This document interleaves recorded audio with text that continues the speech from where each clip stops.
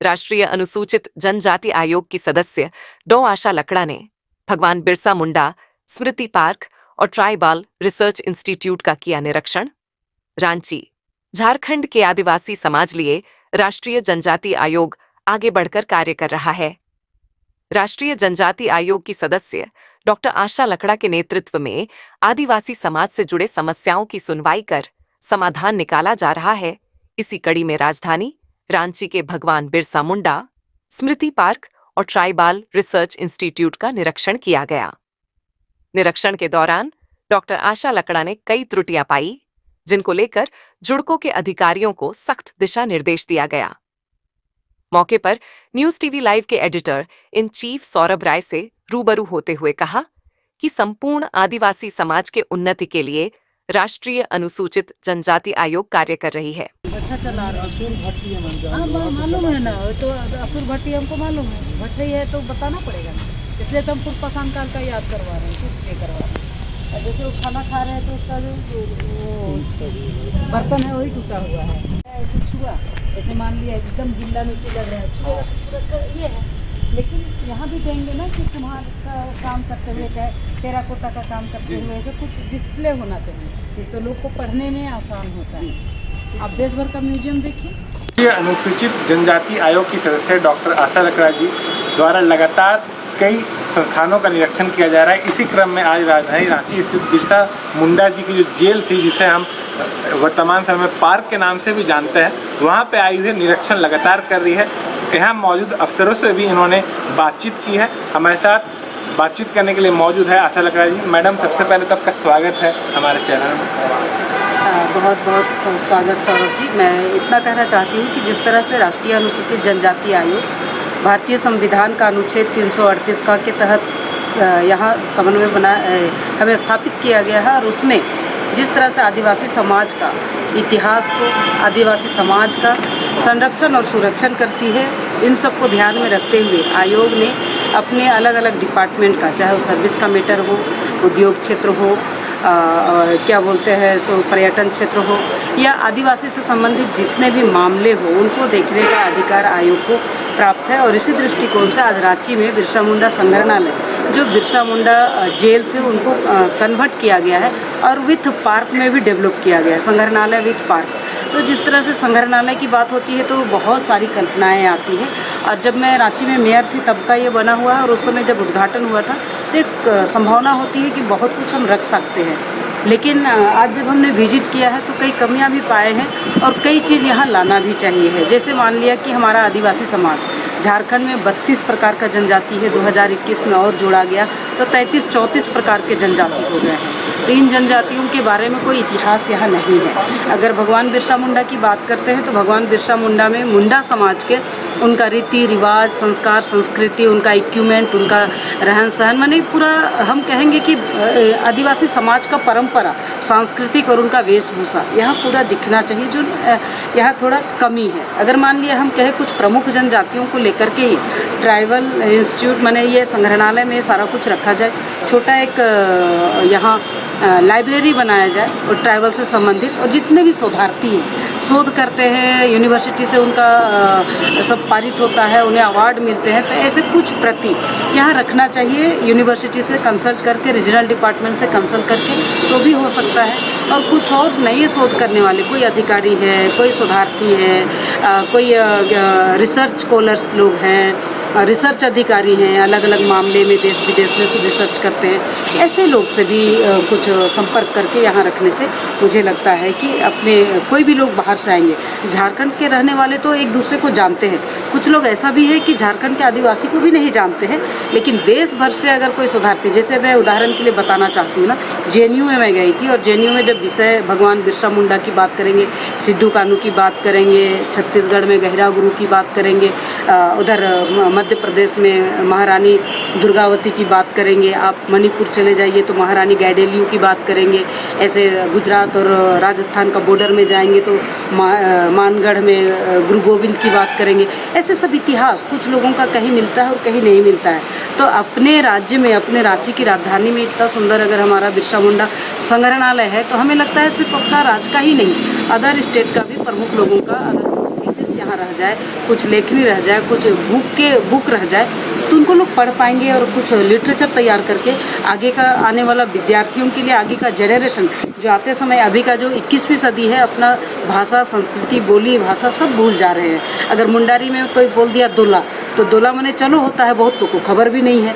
मुंडारी ये कुड़ुक में बोलते हैं बरा, तो अगर बरा बोले हैं, बुला रहे हैं, तो वो भी लोग को समझ में नहीं आता क्या बोल रहे हैं। ऐसे संथाली में भी दुर्ग में कहेंगे या उनका अपना भाषा में कि अगर पूछ भी लिए, तो हर भाषा में कुछ ना कुछ अगर एक शब्द यहाँ आता है ना, थोड़ा सा 2 लाइन उनके भाषा में, बोलचाल की भाषा भी यहाँ आ जाती तो समझ में आता है। जैसे हम अभी अप्रैल का महीना आ गया, सरहुल मनाएंगे, महापर्व मनाएंगे, ऐसे अलग अलग जगह पर अलग अलग तरीके से लोग त्यौहार मनाते हैं, वो सब का भी झांकियाँ और झलकियाँ कहीं नहीं दिखता है। अब हम सरहुल नृत्य करते हैं तो उसका गाजा बाजा, उनका गीत, उनका वादन, उनका अर्थ, ये सब दिखना चाहिए। अगर हम जिस तरह पलाश का फूल, सायल का फूल, कहीं साल का पेड़ में फूल दिखाई नहीं दिए, तो पूरे संग्रहालय को घूमेंगे। तो हम जिस थीम को लेके चलते हैं, कर्मा का पूजा होता है, वो कहीं नहीं।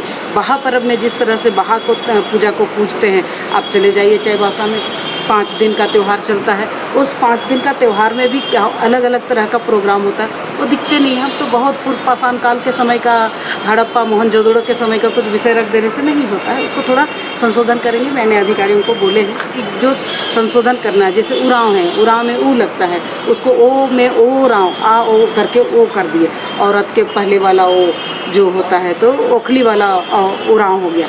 तो ये सब थोड़ा छोटा मोटा संशोधन है, उनको बहुत बढ़िया से अध्ययन करने से वो हो गया। अब टोंगरी की बात करते हैं, टुकू की बात करते हैं, तो कहीं ना कहीं टिक्को टाइप का नाम आ जाना है। तो ऐसे अगर हम लिटरेचर भी देख रहे हैं, तो उस लिटरेचर में भी संशोधन करने की आवश्यकता है। अब भगवान बिरसा मुंडा का उम्र क्या था, 21-22 साल का व्यक्ति, अब उसको हम 50 साल का उम्र का प्रतिमा बना लिए। तो नया कौन सा व्यक्ति है, कौन सा ऐसे मूर्तिकार व्यक्ति है जो उस माने कि 24-25 साल का लड़का को बना सकते हैं। मैम, एक सवाल है आपसे, आदिवासी समाज की अस्मिता को बचाने के लिए केंद्र सरकार के द्वारा जो ये पार्क का निर्माण किया गया, कहीं ना कहीं एक अच्छा कदम था, लेकिन वर्तमान समय में आपने भी निरीक्षण के दौरान ये देखा कि कई स्टैचू के नाम को उठा लिया गया है, तो कई स्टैचू को भी दुर्घटना ये किया गया है। मैंने इनको देखा है, अभी अधिकारियों से भी हमने बात की है, TIR से लोग आए हैं, यहाँ का जो व्यवस्थापक हैं, बाकी हम अभी सरकार के लोगों से भी मिलेंगे, तो हम उनसे भी विषय रखेंगे कि जो संशोधन हुए हैं, जैसे मान लिया नीलांबर पीताम्बर है, सिद्धू कानू है, जीतू जी, सबका नाम और चित्र एक जैसा है, उसको थोड़ा संशोधन। दूसरा, उनका जन्म कब हुआ था, कौन सा जगह में हुआ था, किस आंदोलन में वो भाग लिए थे।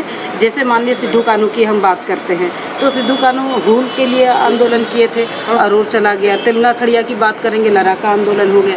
ऐसे करके नाम एक साथ रहे। अब हमारे पास महिलाएं भी वीरंगना थी। अगर हम बात करेंगे उराव जनजाति में, तो जिनका जनी शिकार निकालते हैं, वो भी कहीं एक कुछ दिखाई नहीं दे रहा है, तो उनको स्थापित करने की आवश्यकता है। सिंगी देई के बारे में, सिंगी देई के बारे में रोहतासगढ़ का किला में थे, बिहार झारखंड एक था, लेकिन आंदोलन करते समय रहे। एक उराव जनजाति का प्रेजेंटेशन की वो दिखना चाहिए। दूसरा, अगर हम फूलो झानो की बात करते हैं, तो अगर सिद्धू कानू के बारे लिख सकते हैं, तो फूलो झानो के बारे में भी उस टाइप का आज भी अगर हम कल्पना करेंगे एक संथाल समाज की महिला को, तो हम उस आधार पर भी उसको स्थापित करने का कोशिश करेंगे। जो क्या है, जो पुराना किसी ने नहीं कर पाया, तो आगे नया करने के लिए सोचना चाहिए। ये प्लान करते हुए हमने अभी बोला है कि इसको संशोधन करना चाहिए। और कुछ चित्र भी है, जैसे राजधानी दिल्ली है, और वहाँ जब बड़ा प्रोग्राम सब होता है, आदिवासी से संबंधित कोई विषय आते हैं, तो हमारे यहाँ का चित्रकारिता इतना स्पष्ट नहीं जाता है जो यहाँ जेल संग्रहालय यानी बिरसा मुंडा संग्रहालय में रखा हुआ है।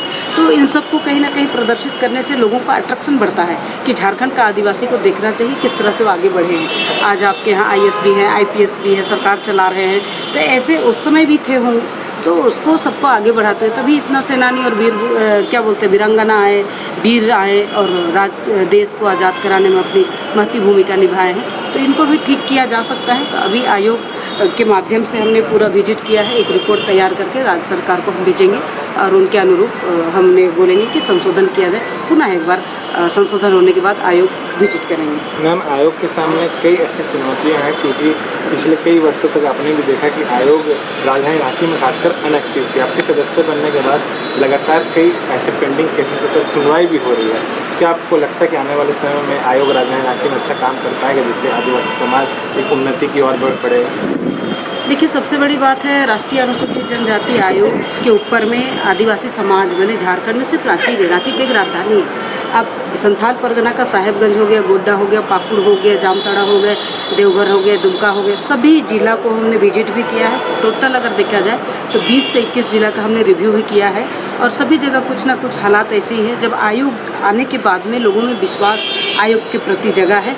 और जहाँ 300 केस थे आयोग के पास में झारखंड का, अब 900 केस हो गए। उनमें टोटल 900 में से फर्स्ट का 300 केस था, उनको हम लोग ने सुनवाई भी शुरू कर दी है और 50 ऐसे केस होगा जो 50 केस का सक्सेसफुल भी रहा है, कई जॉब से संबंधित है। माने हम कह सकते हैं कि एक किसान भी है, एक रैयत भी है, एक जिसका मानसिक शारीरिक शोषण हुआ वो भी है और सर्विस मैटर में से भी बहुत सारा मामला है। तो इन सब मामलों को ध्यान में रखते हुए जिनको हक और अधिकार मिला है, जिनका निराकरण हुआ है, उनके लिए ताकत है और इनको दिया गया है। और हमारा भी आयोग के तरफ से हम चाहते हैं कि आदिवासी समाज का संरक्षण और सुरक्षण हो, उनका हित में काम हो, उनको उनका हक मिले, उनका अधिकार मिले, इसके लिए आयोग काम कर रही है। और देश भर में हमारा आयोग पूरा चल रहा है। अभी तक हम लोग ने 3-4 राज्यों का रिव्यू मीटिंग कर ली है। पहला जैसे हम लोग झारखंड का, मेघालय का, मिजोरम का, असम का, अभी महाराष्ट्र का भी हो गया है। अगला हमारा हिमाचल प्रदेश और दिल्ली में ही होगा। तो दिल्ली में थोड़ा सरकार बनने के कारण हम लोग ने होच पोच किए थे। जैसे हमारे यहाँ से बहुत सारे लोग पलायन करते थे और प्लेसमेंट एजेंसी के माध्यम से लड़कियाँ जाती थी, लेकिन कई ऐसे परिवार, खूंटी का ही एरिया ले लीजिए, सिमडेगा का एरिया ले लीजिए, संथाल परगना का एरिया ले लीजिए, लोग पलायन तो करते हैं लेकिन वापस नहीं आ पाते हैं। ऐसे लोगों को भी संरक्षण और सुरक्षण को देखते हुए दिल्ली पुलिस और कमिश्नर से भी हमारी पूरा लेटर वगैरह चला गया है। ऐसी जगह पर भी हम पूरे आदिवासी समाज को किसी भी तरह से सुरक्षा प्रदान करने के लिए आयोग खड़ी है। झारखंड का महत्वपूर्ण मुद्दा बन चुका है बांग्लादेशी घुसपैठी का मुद्दा। आपने भी कहा कि संथाल परगना में लगातार ऐसी चीज़ें देखने को मिली है। आयोग किस तरीके से काम कर रही है बांग्लादेशी घुसपैठ के मुद्दे को लेकर? देखिए, आयोग का काम है कि जिस तरह से हम समाज के बीच जाते हैं और ये घुसपैठियों वाला मामला पर आयोग का पूरा रिपोर्ट तैयार हुआ और आयोग ने रिपोर्ट तैयार करके राज्य सरकार को भी सौंपी, गृह विभाग को दिए है और राष्ट्रपति को दिए है। उस पर एक्शन होगा, आज नहीं तो कल होगा। आपको एक उदाहरण मैं बताना चाहती हूँ। पिछले दिनों जो घटना हुई थी पाकुड़ के